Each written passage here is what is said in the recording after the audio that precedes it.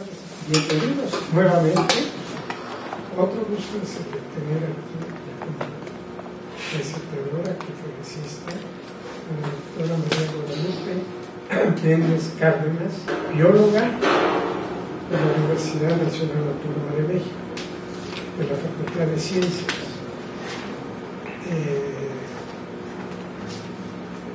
Escribió una tesis sobre filogenia de los pinos mexicanos con base en el espaciador interno transcrito PS en RNADN y su aplicación a hipótesis biogeográficas adaptativas. Que leo las tesis.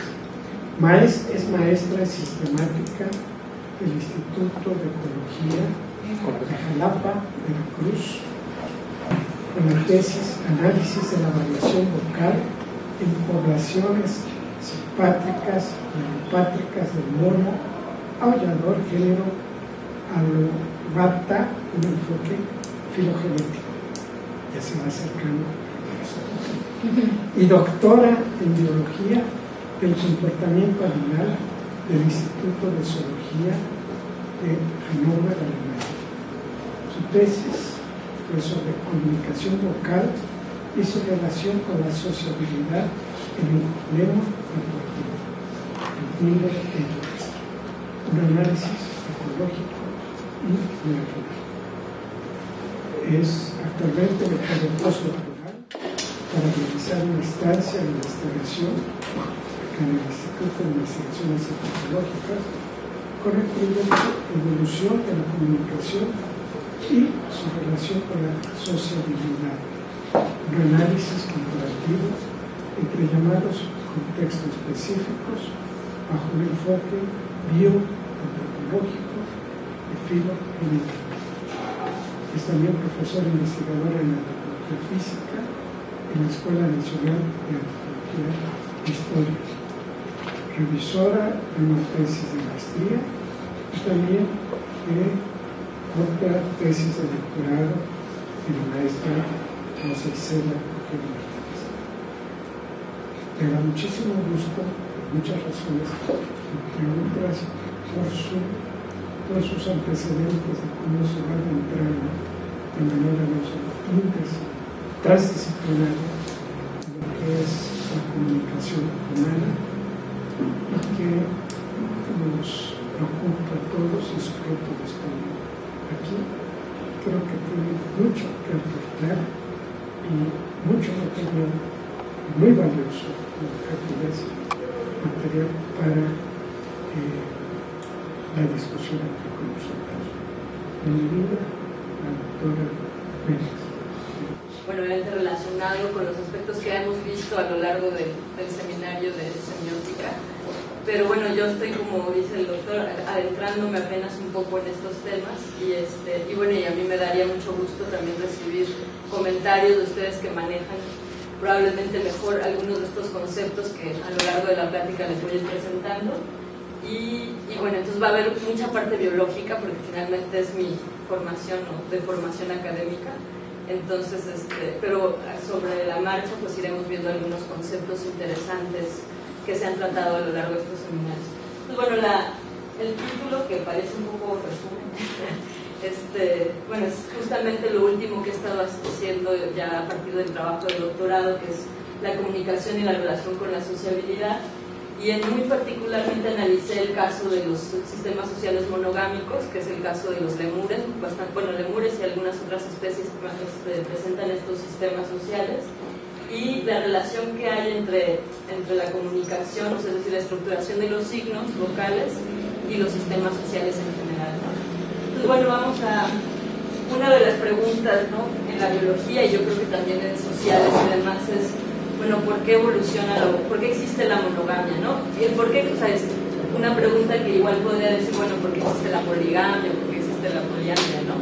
Pero en particular se pregunta en primates la monogamia porque se supone que en casi todos los animales vertebrados, el macho normalmente tiende a tener o a utilizar el mayor número de oportunidades para copular con otra hembra. Entonces decían, bueno, realmente por qué, o sea, en qué beneficiaría a un primate, en este caso a un lemur, mantener un vínculo única y exclusivamente con una hembra cuando puede dejar más descendientes, ¿no? La hembra se ve restringida porque es la que queda embarazada, pero el macho podría seguir teniendo más descendencia, ¿no? O sea, si lo vemos desde el punto de vista biológico, o sea, al macho le conviene tener más hembras que a la hembra, ¿no? Pero bueno, existe toda esta gama en el reino animal de sistemas sociales y, bueno, como les comentaba, ¿no?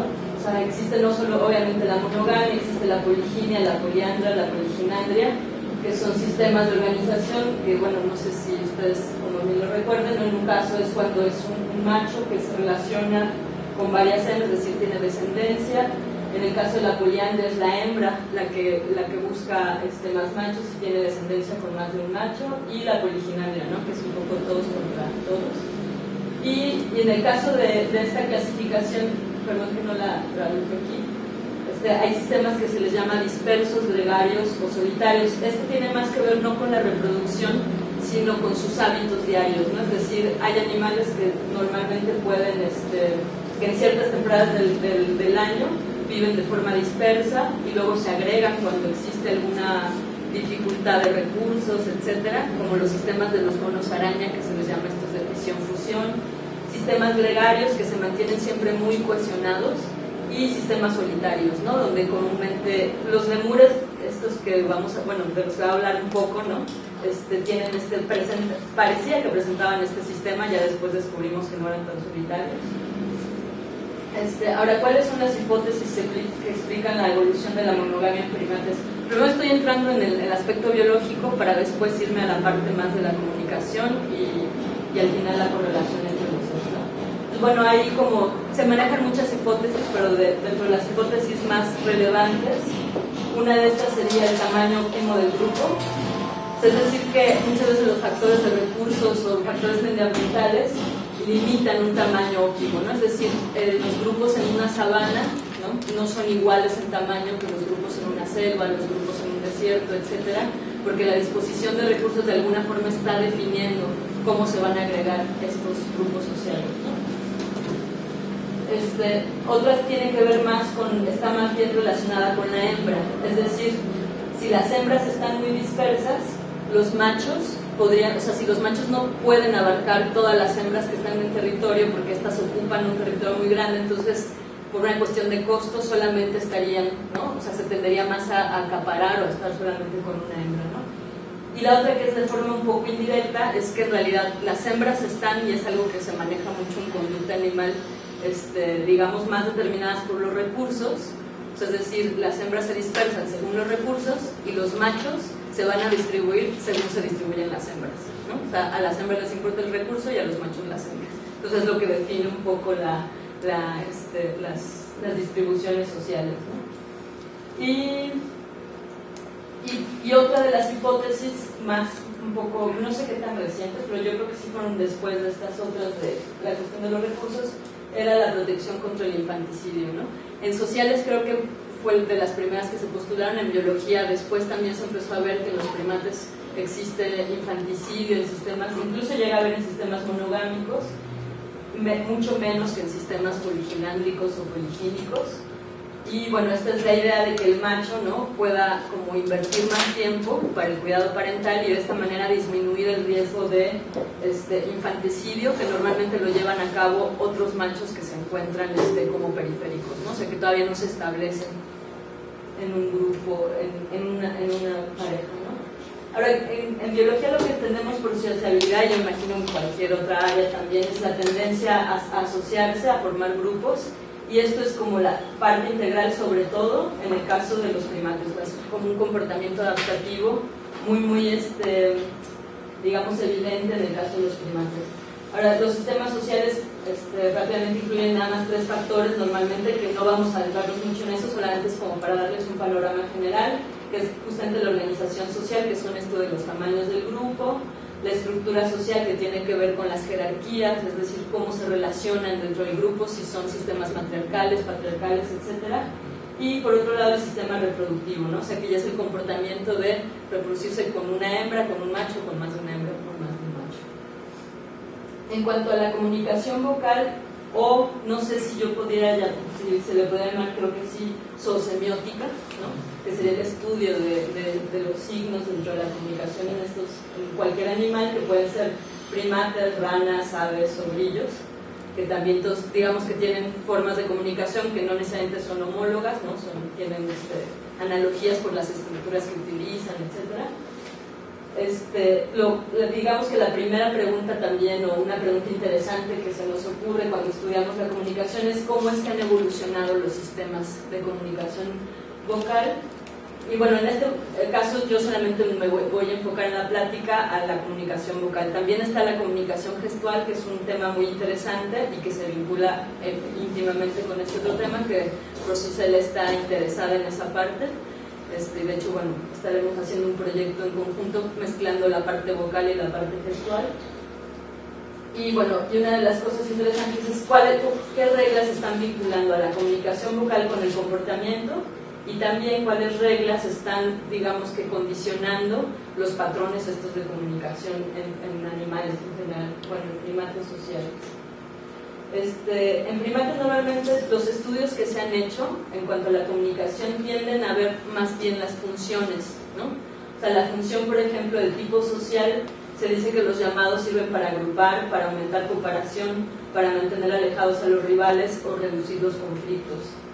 Por otro lado, también se sabe que un llamado contiene no solamente la información de la interacción social, sino también referencial, ¿no? Es decir, signos que puedes identificar quién es ese individuo, por ejemplo, si incluso nosotros como seres humanos desde fuera podemos identificar especies, poblaciones, a través de simplemente los signos vocales, o bien si estos animales están tratando de comunicar alguna señal referencial, es decir, que una vocalización probablemente esté asociada a un contexto específico. En el caso de la comunicación animal, pues como no les podemos preguntar, ¿no?, cuál es el significado, tenemos que estudiar el contexto, ¿no? Y entonces a través de ver qué tanto se correlaciona, o sea, qué tantas veces aparece esa misma señal vocal en un determinado contexto, es lo que nos está dando el significado, ¿no? O sea, en dónde se está conteniendo ese mensaje. Y por último, bueno, y la pregunta es realmente cómo sabemos o cómo le hacemos para saber ahorita más adelante les muestro lo que es una señal vocal, o sea, cómo se puede saber ahí en esa gráfica o en ese sonido acústico en dónde está contenido el mensaje, ¿no? Y además el mensaje específico, ¿no? Porque habrá partes del mensaje que tienen que ver o que nos dan señales sobre la individualidad, sobre la jerarquía, sobre la pertenencia a un grupo específico, etc. Entonces, para eso necesitamos estudiar, por un lado, la estructura física del llamado, que sería algo semejante, no sé si análogo o homólogo a la sintaxis, es decir, cómo se estructuran estos signos en una secuencia, o sea, si existen reglas de ordenación de estos signos. Por otro lado sería cuál es el comportamiento del emisor, es decir, estamos estudiando la producción del sonido desde el punto de vista biológico, pero también desde el punto de vista del comportamiento del emisor. Y por otro lado, desde la percepción, ¿no? O sea, digamos que ahí se cierra nuestro sistema, ¿no? O sea, tenemos el receptor y tanto el emisor como el receptor, ¿no? Uno lleva a cabo la producción y otro la percepción, pueden tener estados de tipo más, digamos, lógico o no emocional y estados emocionales, ¿no? Que es algo que también a lo largo del estudio de la semiótica, ¿no? Siempre se divide un poco como, bueno, ¿cuál es el mensaje de tipo más motivado o no motivado, el mensaje de tipo arbitrario, ¿no?